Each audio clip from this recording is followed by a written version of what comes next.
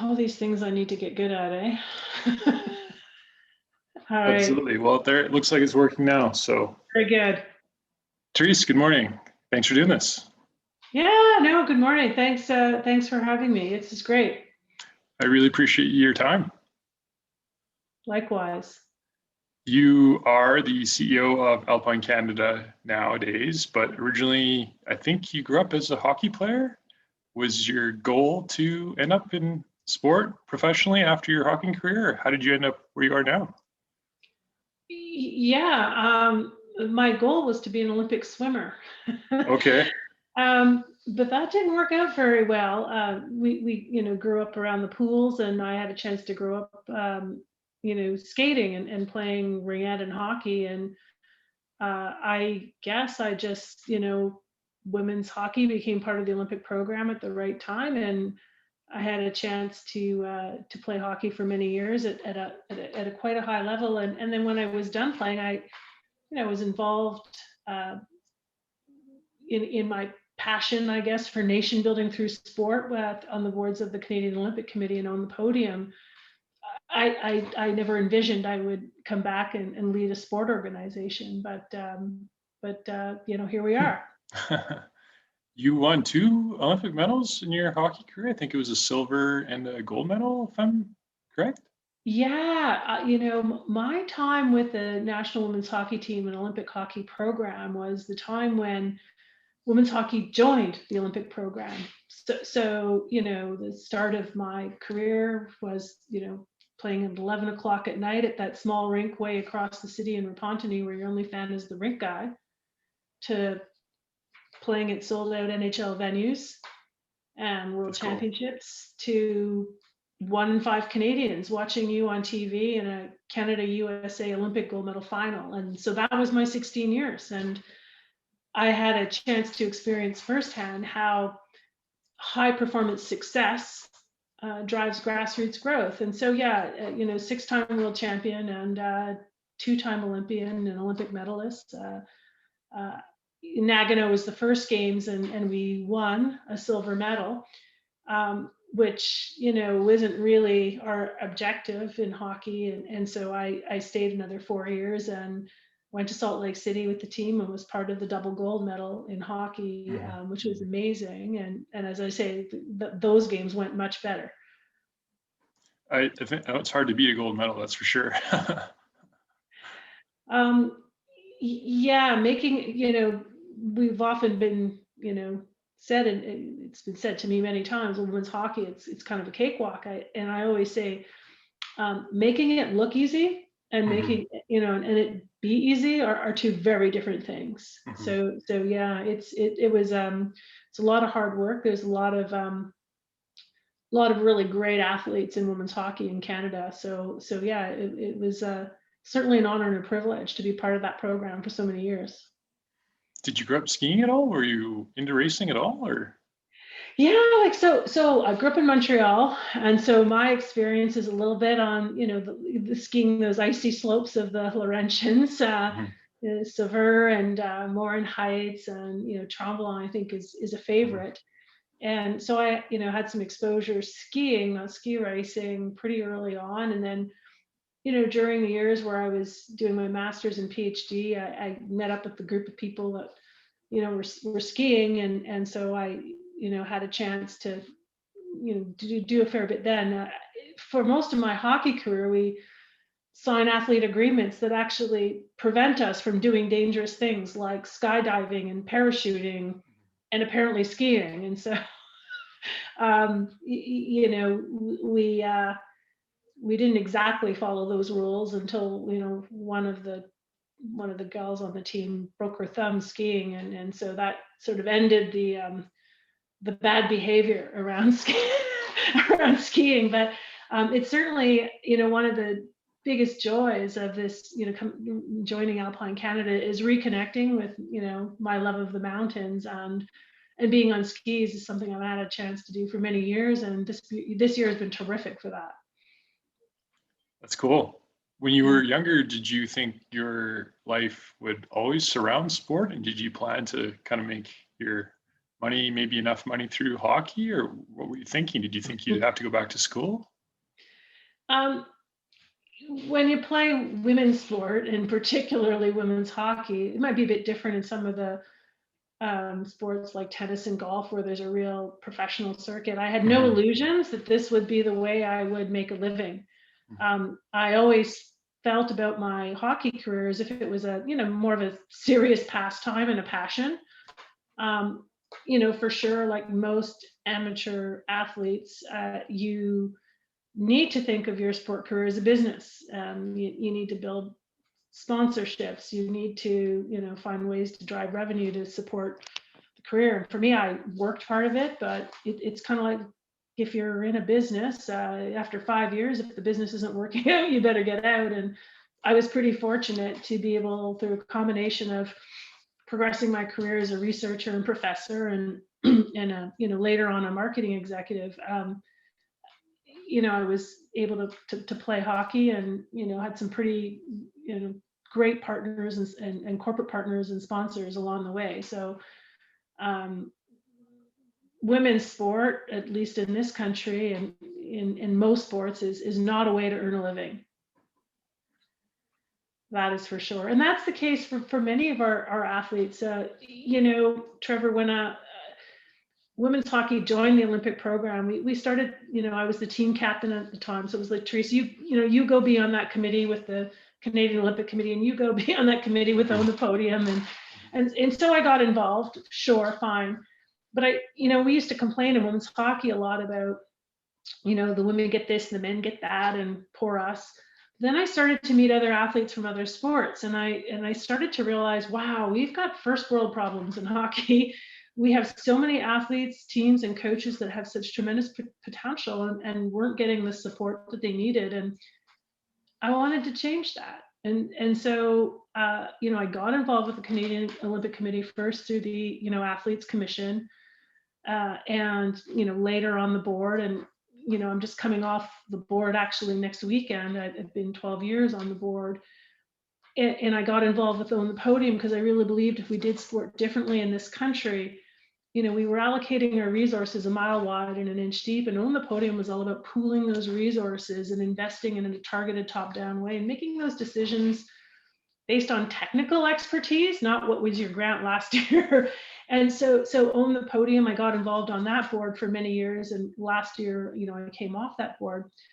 But I got involved in innovating in sport, whether it was on the commercial side or the technical side of the business, because I just thought we could do better. And I was reminded about those athletes I met when I, first came into the Olympic movement, that I thought they deserved better, and I thought we could do better. And so it really, for me, fueled a lifelong passion of building nation through sport and inspiring Canadian excellence, not just in sport, but through sport. And through sport, when we can start talking about owning the podium and financial services and in healthcare and in aerospace, that's a really good thing for Canada and for Canadians.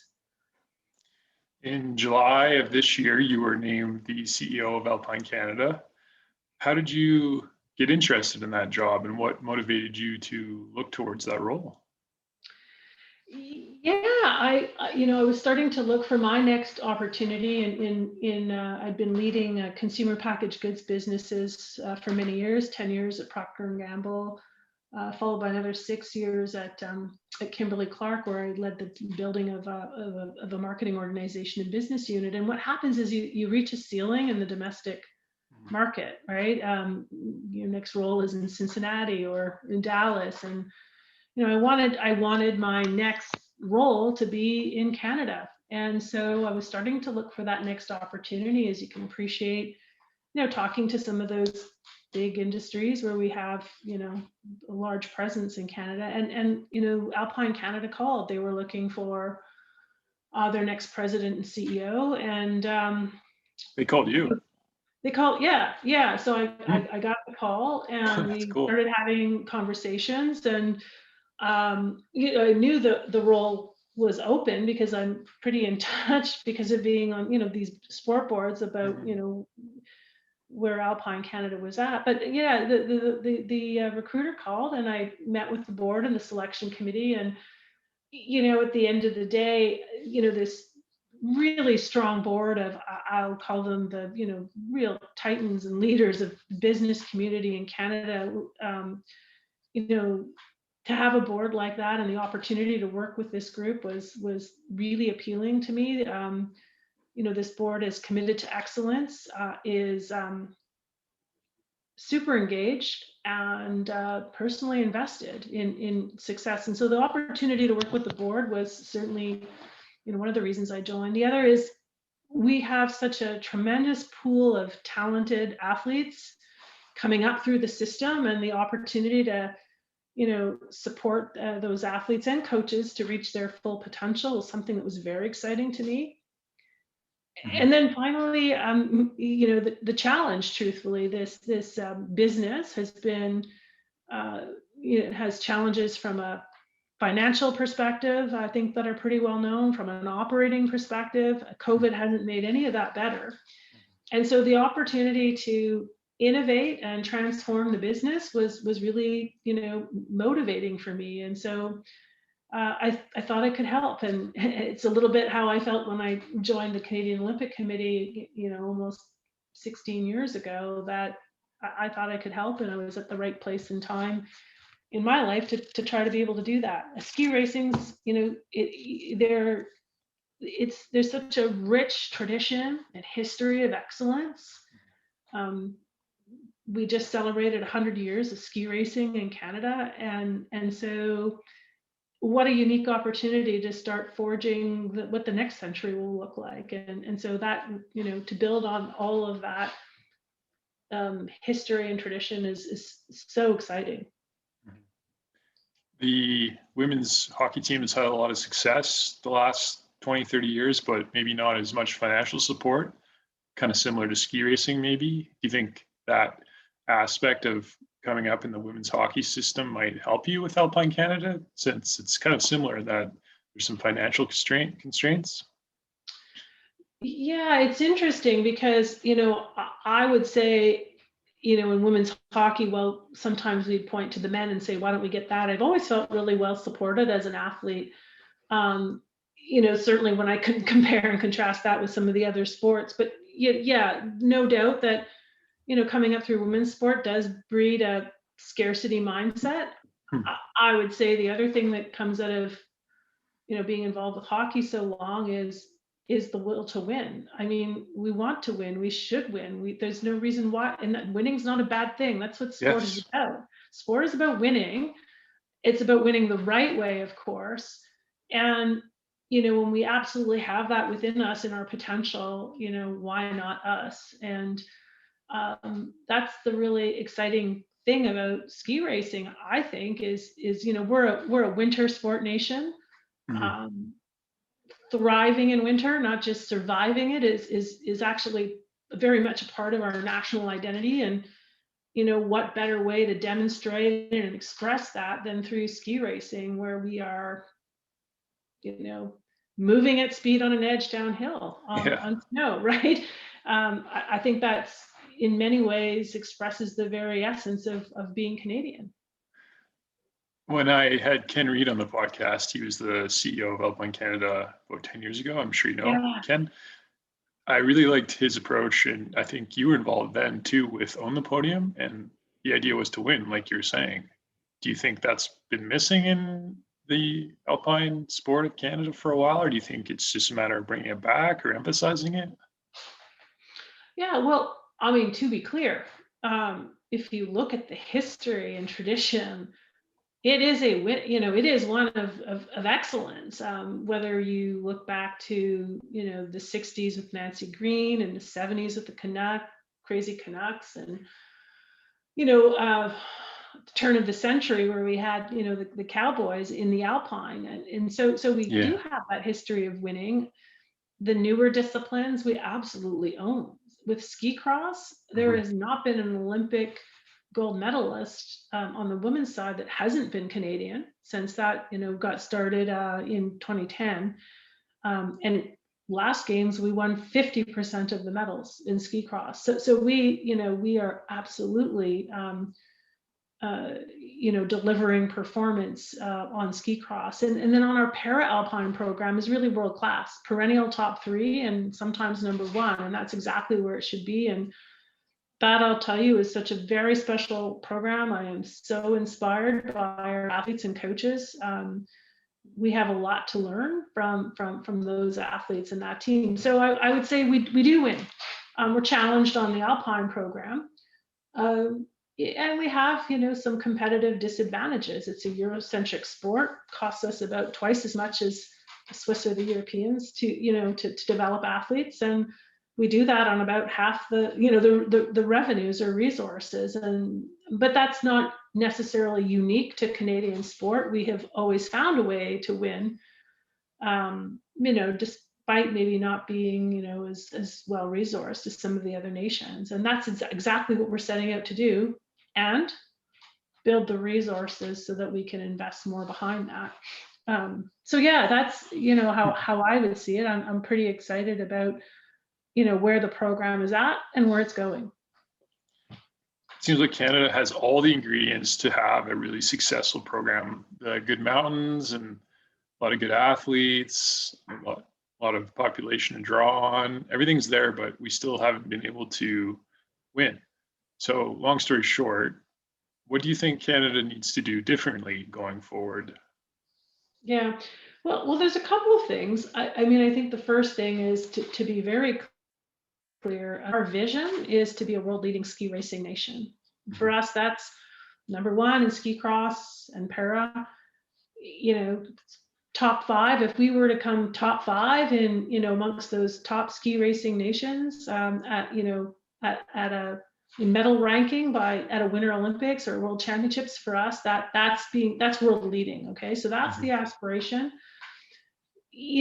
Of course, we need to focus on increasing podium performances, but we also need to, not lose sight of the need to inspire, growth in participation and in fans. So that's a part maybe that has been missing to fuel that funnel, to fuel the base, and that maybe is something that Alpine Canada has, stepped away a little bit with as it's been financially challenged. And at the end of the day, I think there's 4 things that we need to do differently. The first is around athlete development, and we absolutely need to start identifying next gen rising stars earlier in the pathway.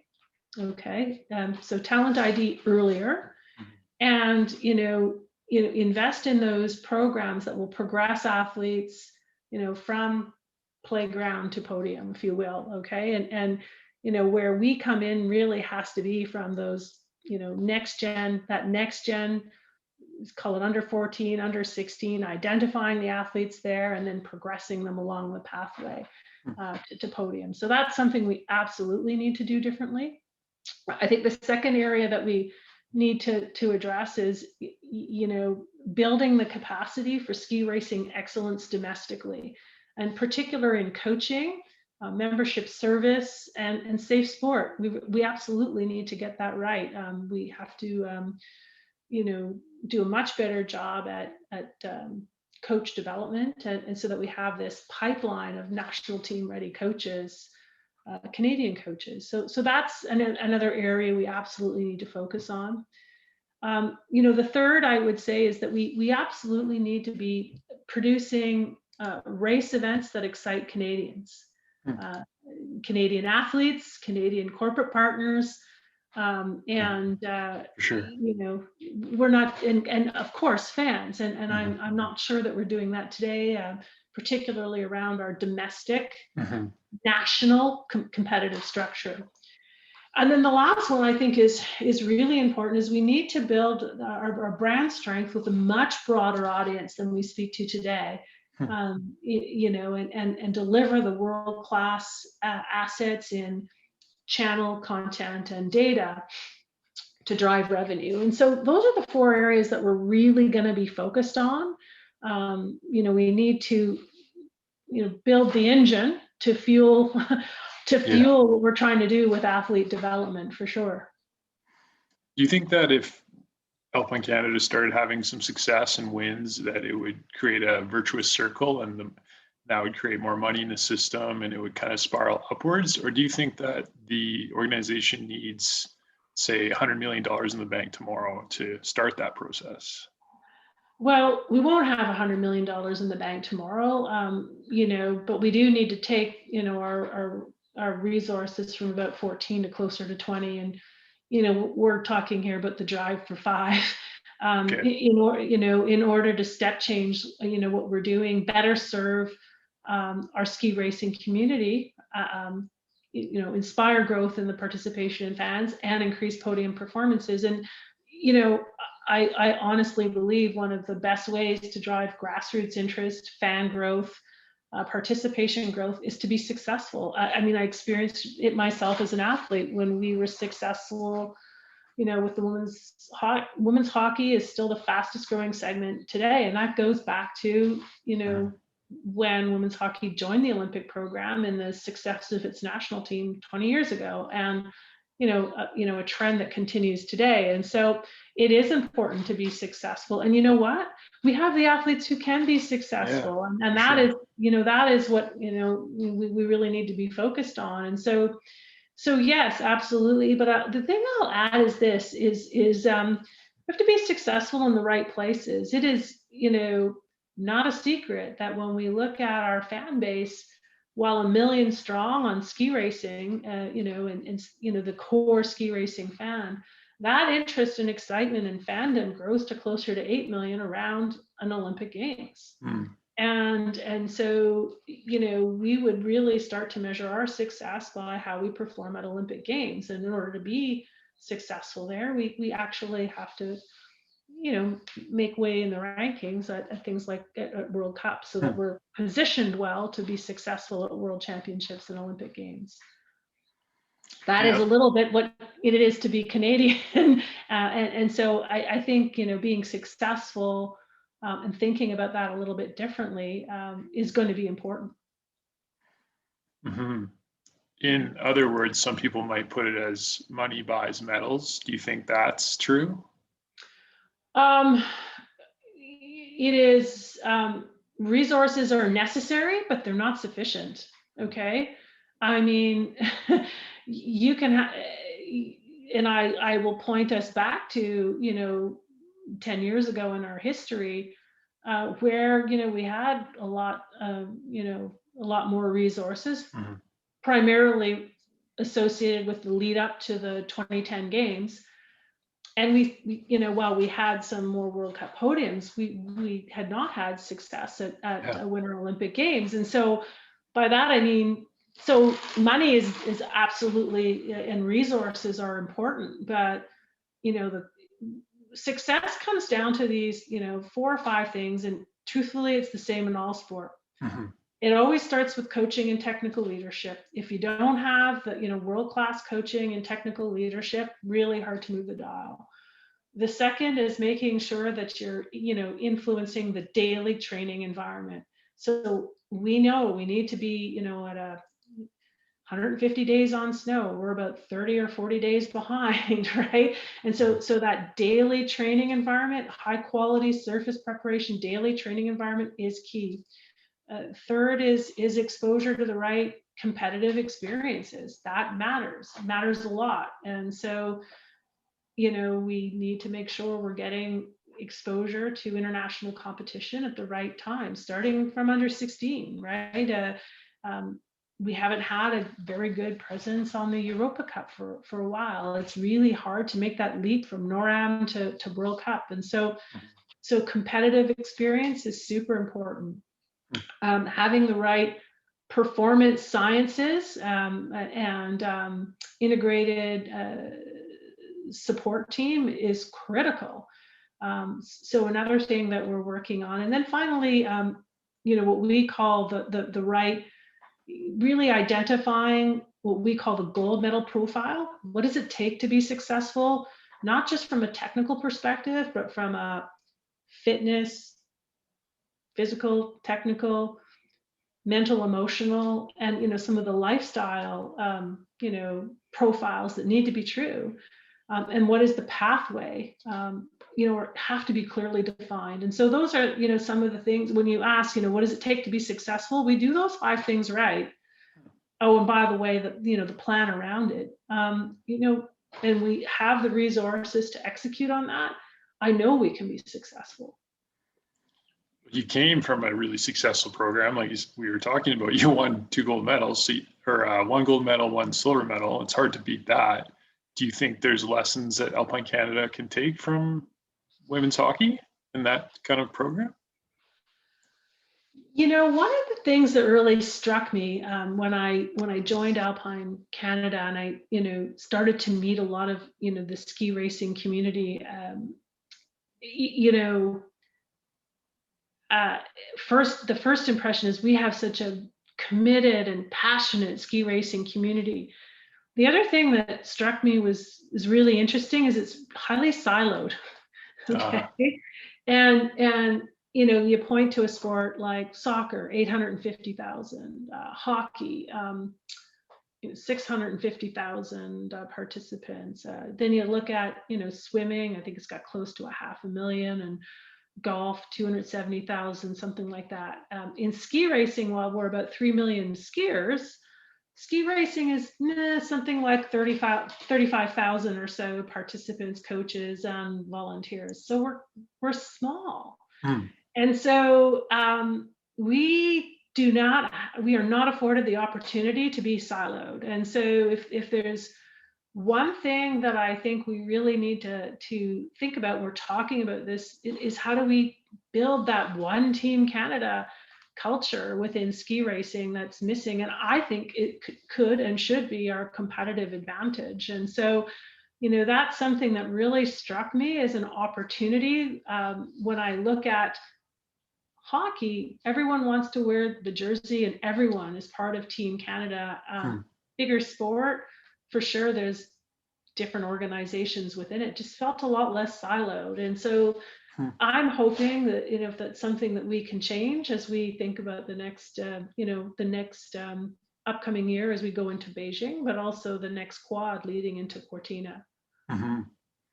Do you look at other programs that you might consider modeling Alpine Canada after, either in ski racing or maybe something like Tennis Canada or NHL hockey or the Canadian hockey program?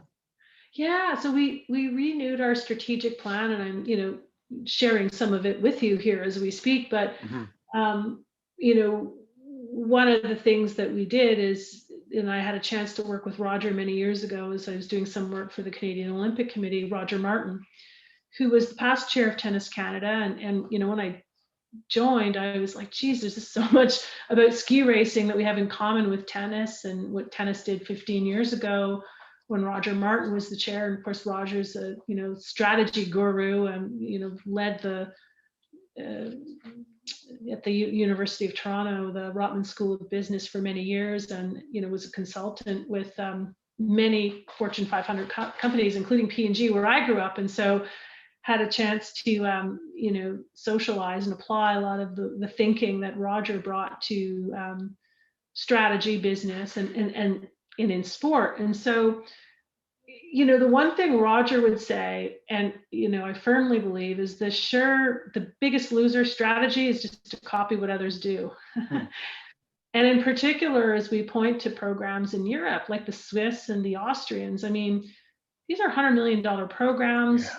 Ski racing is inexpensive. There are hills within 30-minute drive of your communities. You can be there every day. The geography is so different, right? For sure.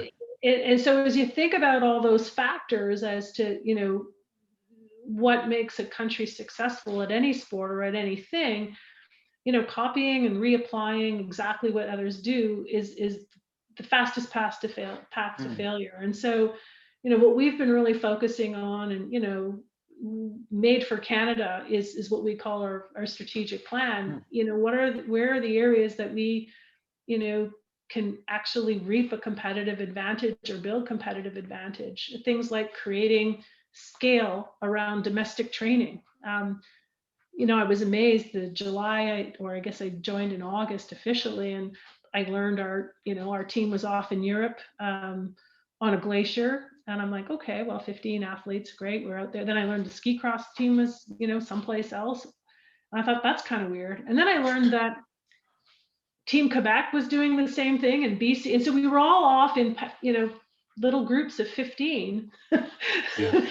training, and I just thought that's crazy. Why aren't we, leveraging our scale? And while it may mean doing some things at a different time of year, there's some things that we can do domestically to get more days on snow and do that cost effectively and do that as a nation. So there's some things like that we can do differently.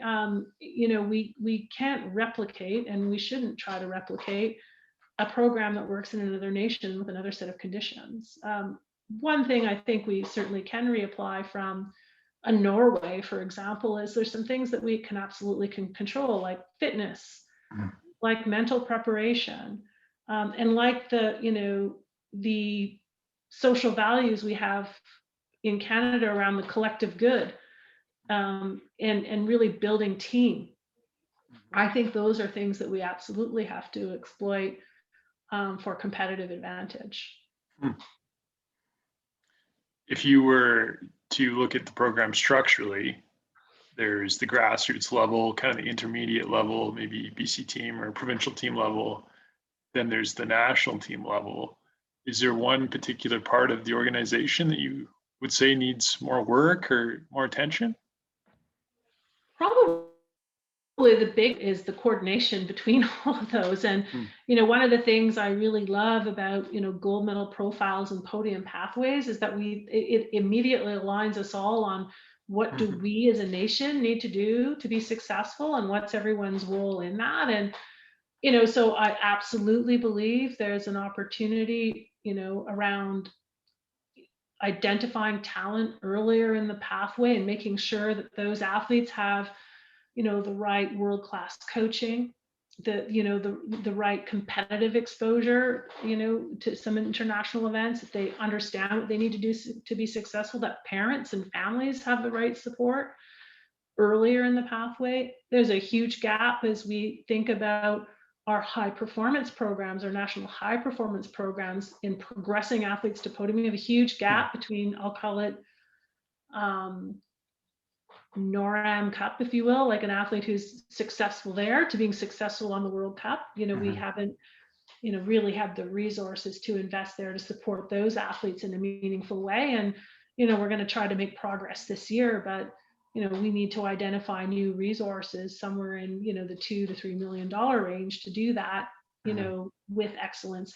Something, by the way, that we've been successful in doing with ski cross and with our para-alpine program. So those are the two areas I would say that we really need to address earlier in the pathway, identifying, that talent, and the programs to progress, in particular, that gap. Some people would, call it the development team, but it really, it's not just a development team. It's those athletes at that point in the pathway. And I don't think we've done the job that we need to do. Money is probably not the answer to all of Alpine Canada's problems. I'm sure it would help a lot, but what do you think is the best way to start raising money and increasing the budget for Alpine Canada? Is it, for instance, maybe corporate sponsorships? Yeah, well, listen, for sure, we have, and this is probably a great time to really, talk about our Podium Club. We have some very committed, donors and fans of Team Canada who have been very much behind the team. And, that group of individuals, supports the program to the tune of about $2 million a year. And that, we need to grow that, but without that support, we would not be where we are today, which has been an amazing year that we've had this past year. When I look at all the other winter sports, I'm like, oh my God, we really did perform this year with, our two young men coming fourth at the World Championships, Jack Crawford and Brody Seeger just coming so close. Marie-Michelle Gagnon's, podium in speed, her first one. Has really come a long way, to Laurence Saint-Germain and Aaron Milzinski, who had terrific seasons. and some young athletes bursting onto the scene like Cassidy Gray coming 26th and in the points on her first World Cup. So, on the Alpine program, we've had tremendous success. The ski cross program, like Reese Howden, really broke through this year, and he was the Crystal Globe winner. And so that's just terrific performance by Reese this year. And I point to Marielle Thompson and Courtney Hoff, who's also in ski cross, who had some, Marielle was third overall, and Courtney broke through on the podium a couple of times. So some really terrific performances under some pretty challenging circumstances this year that we're super proud of. And so the Podium Club has been essential and really helping us stay in the game. And so the next step in this is obviously to build on our Podium Club efforts and to really build that brand strength with a much broader audience, and re-engage corporate partners in a way that we haven't done in many years. We've been in the mode of selling impressions.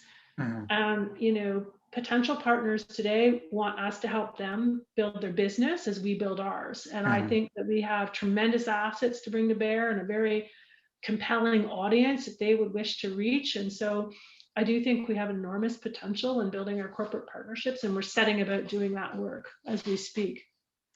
How do you pitch that to a company, or what has been the successful way to do that in the past? Do you tell them that ski racing offers visibility to their brand, and you're involved with high level sport? How does that work?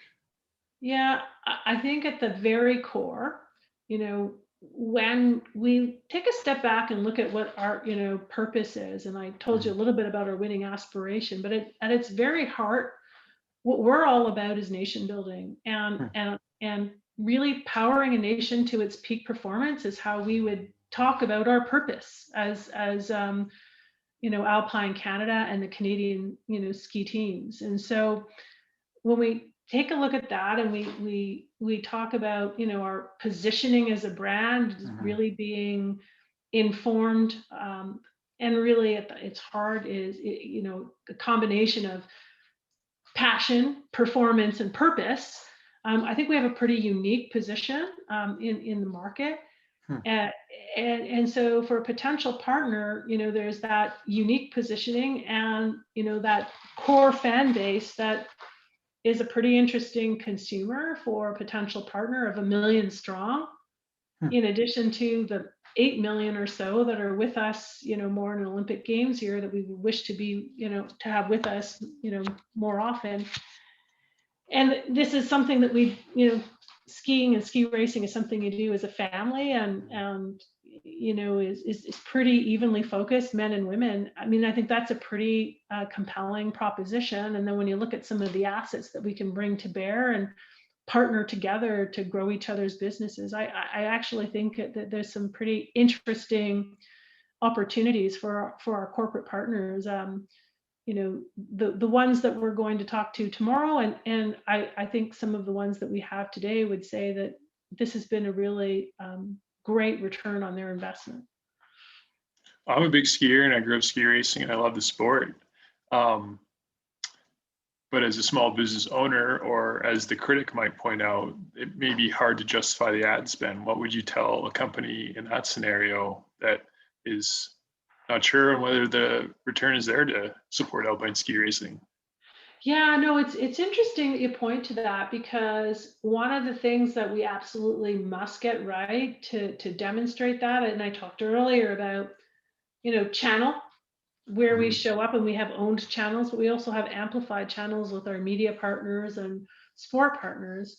The content and telling athlete stories aggressively year round is critical, and then the data and analytics. And so it's demonstrating the return on investment, and that's something we've been able to do, for example, with one of our biggest partners, Mackenzie Investments, right? Mackenzie, Helly Hansen have both been partners for many years, and when we're able to demonstrate the return on their investment in an evidence-based way that we all agree on, I think then it becomes a pretty compelling compelling opportunity. And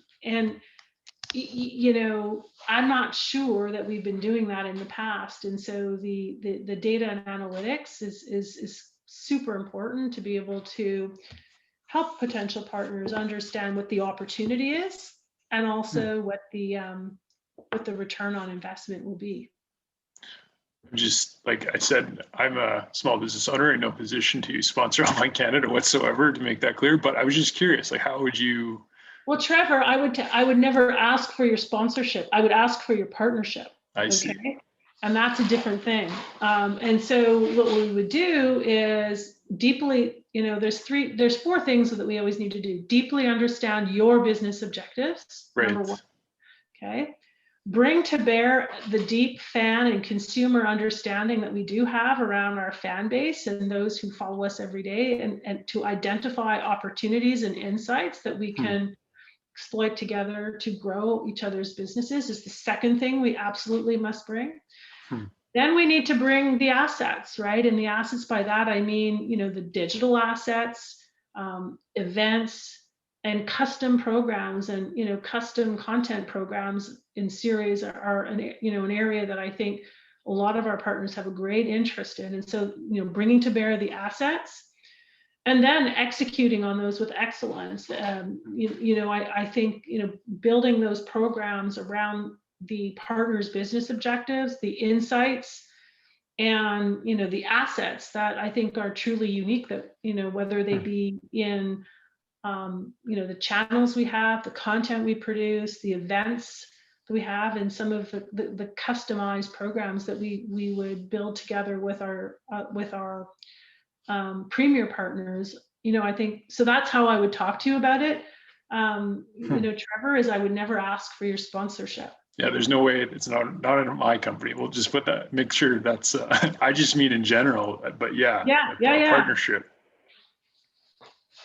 Yeah.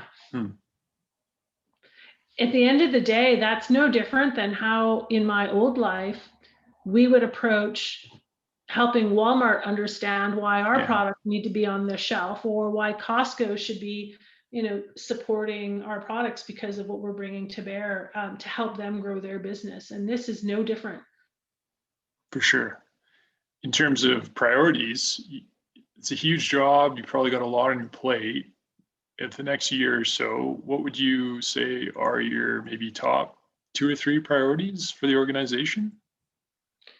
Yeah, no, it's certainly athlete performance and athlete development. It's the commercial piece of the business, building our commercial strength, and then the domestic capacity. Those are the 3 things that we absolutely have to get right, and what I'm focused on every day.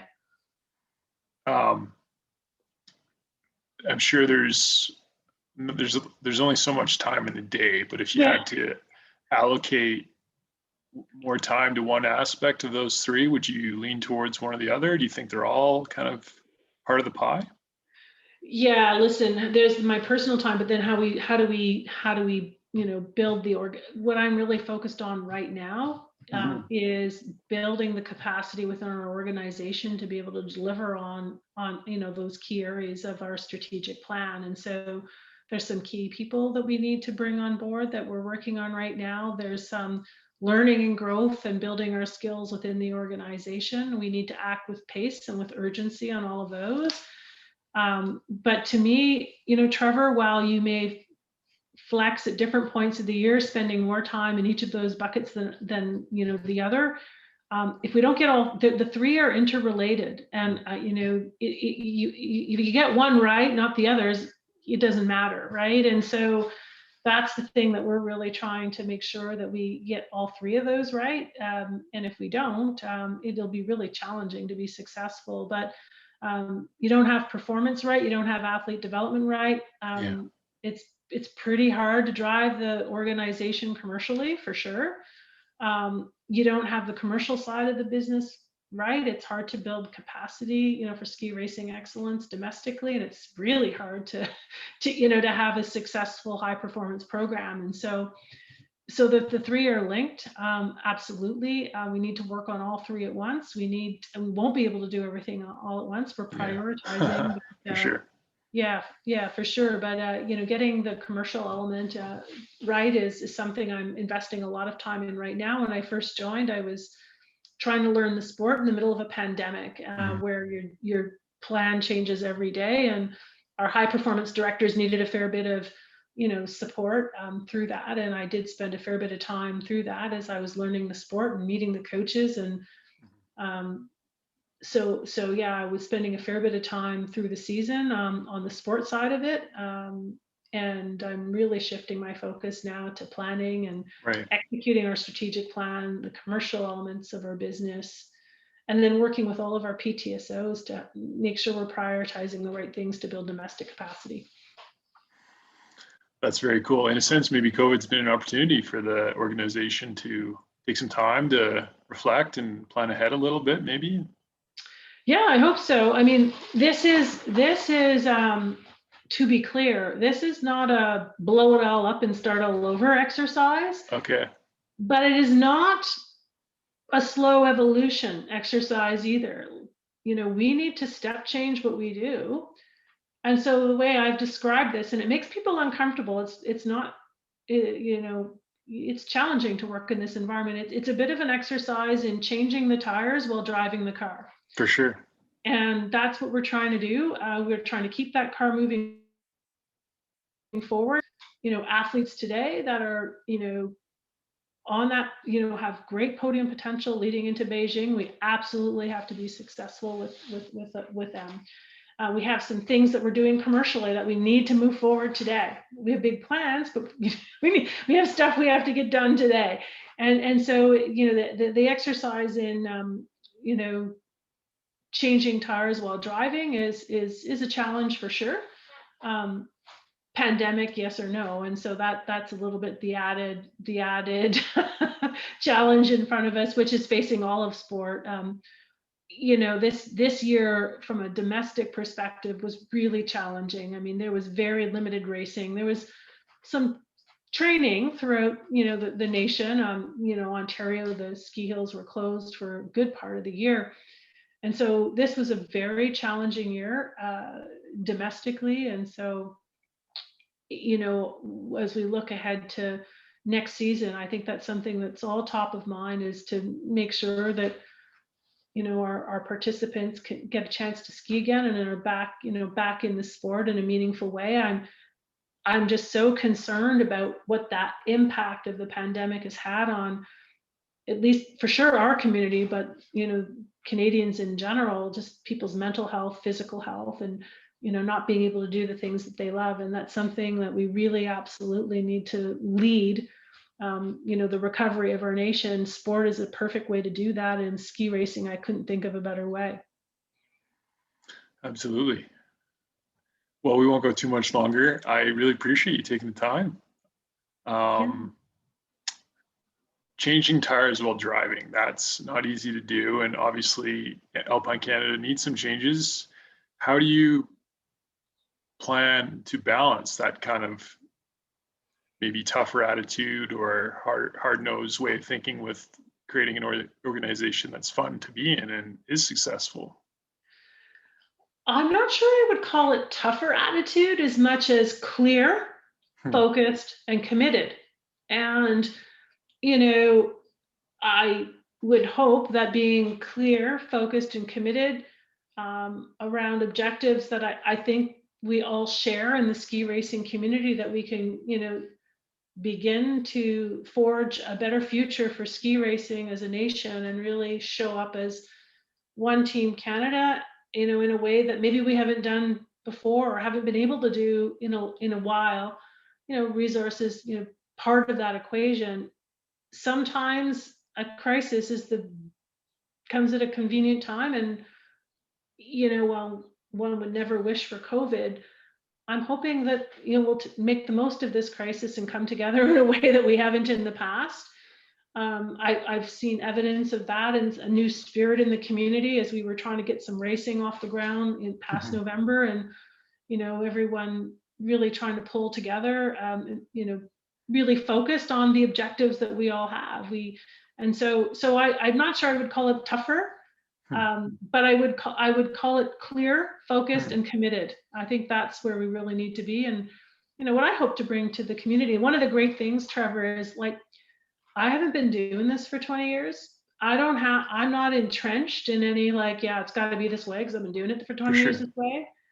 I think I can bring a fresh perspective, not just from other sports, but other nations too, and that we can craft a future that's really gonna, work for Canada. It's made for Canada. And I guess the good thing is I get to bring those fresh eyes in a way that might not be possible with someone who's got a long track record, I guess, in the sport. Yes. So that's what I'm hoping I can bring. And this is Alpine Canada it really is Team Canada, and we're here to serve. We're here to lead, to be clear. But we're going to need everybody if we're going to do it, and so that's the exciting part for me. That's awesome. Sometimes it's easy to give superlatives and kind of generic success goals and advice and plans and all that. Looking ahead, is there anything that you are looking to avoid as the CEO of Alpine Canada in terms of plans going forward? Oh gosh, you're asking me, but I think you're asking me about the do not do's, right? And Exactly. I think that the thing that we can't and won't do is we have to be choiceful, Hmm. right? We have to be choiceful. Like, we are not going to have athletes on a national team that don't have podium potential. We're Hmm. just not going to do that, right? It doesn't make That's not what we're here to do, right? There is there's place for athletes to ski race for their whole life. That's not on the national team. Hmm. Okay. As an example, things we won't do. um, we're not going to be leading programs and clubs. That's not what we're going to do. We're going to create toolkits, for and we're going to inspire the dream for clubs, to enable clubs to be able to deliver with excellence and grow the sport. Hmm. So we're not in the participation execution game. That's not what we're going to do. We're going to be in the events business, at national, NORAM, World Cup. We absolutely have to bring to bear, I'll call it an international hosting strategy and capability to support the hosting of domestic events that have a business model that work. Hmm. But we're not going to be dabbling in FIS races or club race. Like, that's not so. And then we are going to build brand strength with a broader audience, and we have some assets and properties in broadcast and event, um, channel content and data. But there's some things we're absolutely not going to do, in that space, right? We're not going to be all things to all people, and so what I would hope to avoid doing is trying to be all things to all people, to be doing everything and nothing. We need to be focused, so we need to have clear priorities, and we'll be able to bring to bear programming online, when we have the resources to do it. And so I think that's going to be the key. I think managing, we have a bold vision. I think it's one that's broadly shared in the community. I think the difficulty is there's going to be great appetite to have it all coming online, and so we're going to have to, pick our priorities and stay focused, and together try to craft a better future for ski racing in Canada. That's awesome. I really appreciate it. I think that's a really good intro to the starting point for the upcoming year and a little bit of what your plans are and everything else. Maybe just to wrap things up, what advice would you give to some younger athletes coming up now, or athletes that are in the system, on how to succeed the next few years with the new Alpine Canada? Yeah, advice to young athletes is to follow their passions, to deeply understand what it takes to be successful, to work with the best coaches you can. And this is a sport that takes a lot of time and volume to be really good at. And that pathway is a difficult one. It's not for everybody, and that is okay. Okay. But for those that do want to follow that pathway, you need to start early. Takes a lot of time, takes a lot of days on snow, and it's not just about the technical side. It's about your fitness, your mental, your emotional strength, your lifestyle. And so I would really encourage young athletes to think about all four of those, not just the technical ski racing. If you want to be successful as a high performance athlete in ski racing, and I'm not sure that that's any different for many of our sports, but the starting early really is key. And so, yeah, that would probably be my advice. That's awesome. I really appreciate you taking the time today. Yeah, thanks, Trevor. This has been fun to chat with you about it. Hopefully it allows you to put your own thoughts out there and clarify things. And thank you. Yeah, no, thanks, Trevor. I'm mindful that I'm walking on the shoulders of giants here of the past 100 years. And, hopefully together that we can continue to build on the momentum. Alrighty, well, I'll wrap it up there. Thank you.